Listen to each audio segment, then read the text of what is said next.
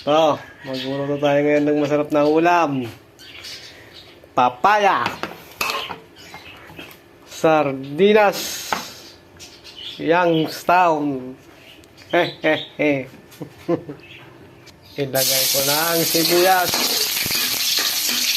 at bawang.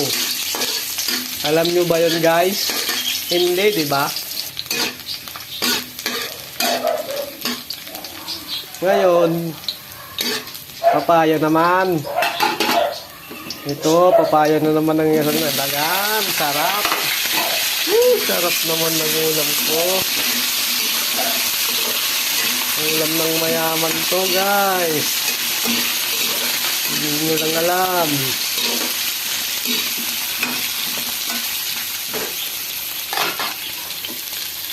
Takpan ko muna para sure. Tubig, guys.